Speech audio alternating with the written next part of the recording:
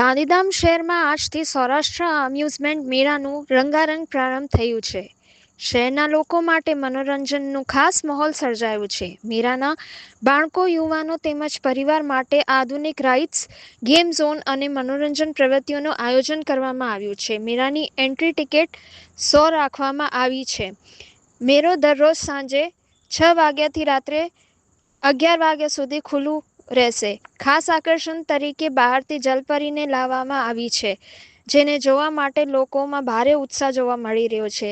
આકર્ષક લાઇટિંગ અને મસ્તીભર્યા વાતાવરણ વચ્ચે મોટી સંખ્યામાં લોકો મેળાની મુલાકાત લે તેવી શક્યતા વ્યક્ત કરવામાં આવી છે. ગાંધીધામના ઉનાળાની રજાઓ દરમિયાન મેળા લોકો માટે ખાસ આકર્ષણનું કેન્દ્ર બન્યું છે. ખાસ કરીને નાઇજેરિયા ફોલ્સ બન્યું છે આકર્ષણનું પાત્ર.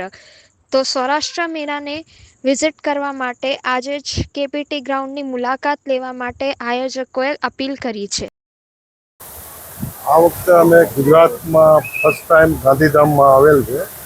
તેમાં આપણે ઉનાળાના મોસમમાં કાશ્મીર થીમ્સ લઈ આવ્યા, જલપરી લઈ આવ્યા છે, ફિલિપિન છોકરીઓ લેડીઝ છે તે ઓક્સિજન વિના પ્રદર્શન બતાવે, અને એક બીજું વિદેશમાંથી નાયગ્રા ફોલ, જે પાણીના ધોધ પડે એ રીતે નાયગ્રા ફોલ છે.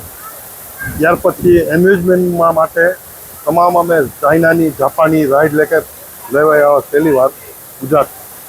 ખાસ કરીને વાત કરવામાં આવે એન્ટ્રી શું રાખવામાં આવી છે ને રાઇડો કેવી છે? આપણે એન્ટ્રી ફી 100 રૂપિયા રાખેલી છે. એમાં કાશ્મીર ફ્રી જોવા મળશે, જલપરી ફ્રી જોવા મળશે અને નાયગ્રા ફોલ ફ્રી જોવા મળશે.